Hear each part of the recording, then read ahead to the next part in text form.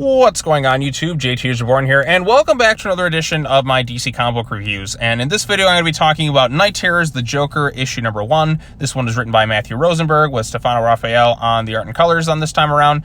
And so yeah, I'm here to give my quick thoughts on this particular one. Another one of these Night Terrors thing. You know the drill of these so far. There's always that intro right there, mysterious and deadly.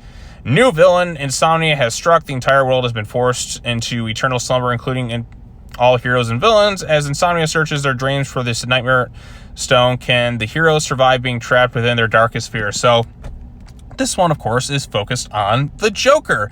And this time around, we get to wonder what scares the Joker, like what's his biggest fear? And this time around, it's Batman dying, and not by his hands, by just a freak kind of sort of accident. So it kind of reminds me a bit of the Batman the Animated Series episode where it was the man who killed Batman when Sid the Squid had supposedly like off the Batman, and everybody else was kind of really mad about it, and then you had other villains trying to go after him.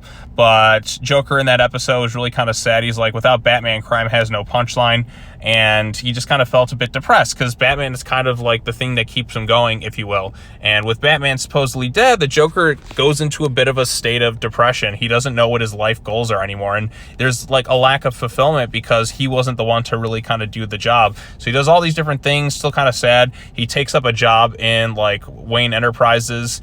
Again, this is a dream, so the rules of reality and the things that make sense, it's not everything's going to make sense, because like when you're dreaming, a lot of things don't necessarily make sense. So he gets a job here, and he's trying to work here, and he keeps getting promoted for all these various reasons, and he kills people. He shoves some guy's head in a microwave, and it just blows up.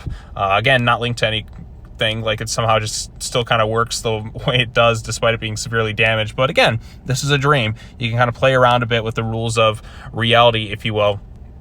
And then he kind of gets word of another Batman out there doing some stuff, and the issue sort of ends with him sitting in his home, hearing about it, but he still has the body of a Batman that supposedly died just kind of hanging up in his closet, and he's wondering like what's really going on here. So to be concluded, I suppose. Again, nothing that's really tying so much into the Night Terror story other than this is just kind of a dream world thing. This one kind of feels the most disconnected. It definitely feels pretty disconnected from a lot of the stuff that's going on here. The Joker's nightmares, again, it's kind of an interesting one where Batman is kind of his purpose. Like I think we've kind of seen storylines where Batman's gone and Joker kind of is instantly like rehabilitated because his kind of purpose in life is just gone.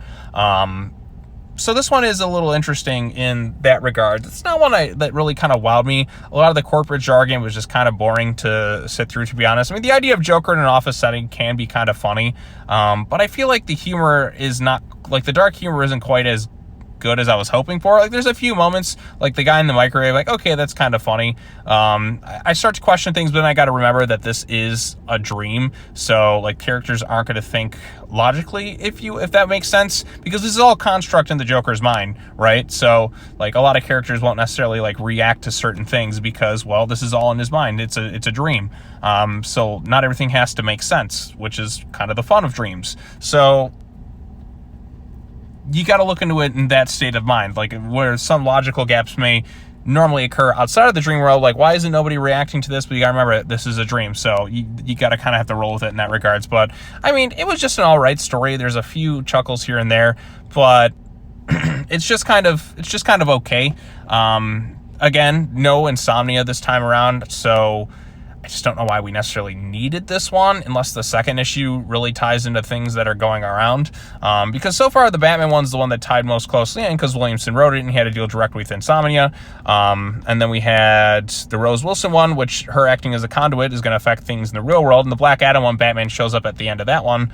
And then we had, God, how many have we covered today? So we did Night Terror's First Blood, the Batman one, Black Adam, Poison Ivy, which is another one where somebody's like, that one at least has the element of somebody going into somebody else's dreams and kind of linking it that way, and still regard connection to the Bat family and all that.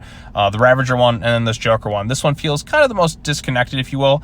But I think if you're just looking for something that could be a sort of humorous situation with the Joker outside and in a just kind of living an office life, if you will. I mean, there is some humor to be had with Joker in these types of situations. I just feel like not all the jokes landed for me in particular, outside of maybe the microwave one, because there is a lot of like boring office jargon stuff that just kind of bogs the issue down. There's like one whole like 2 or 3 page spread where Joker's questioning, okay, what do we do in this regard? What do we do in this regard? What do we do in this regard?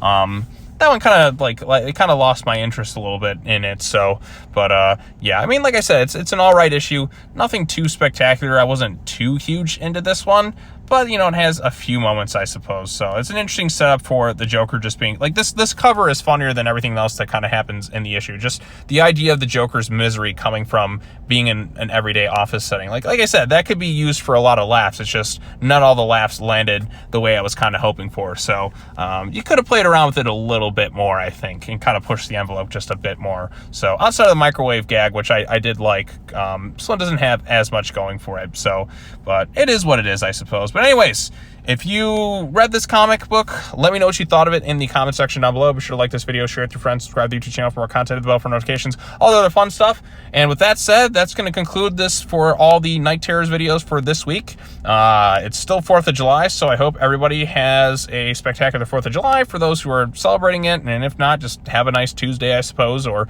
if you're in a different time zone in Wednesday or whenever you're watching this video, have a pleasant day in general. So I wish you all well. Thanks again. I'll be back again next week with more DC comic book reviews, and I'll have some other stuff on the channel this week as well. So look forward to all that stuff. And next week will be a rather interesting week because that's going to be a busy week before I kind of head on my little vacation, if you will. So that's when I head to G-Fest. So looking forward to all that stuff. It should be fun. But anyways, thanks again for watching, everybody. Really appreciate all this, and I appreciate all the comments and all that. So yes, week 1 is done of Night Terrors. So only a lot more weeks to go. So we're getting there. We'll get there. We'll get through the end of this. Stay with me. We're gonna be okay. 6 issues down, another like 40 more to go. So all right, well, thanks for watching. See you later, everyone. Bye-bye.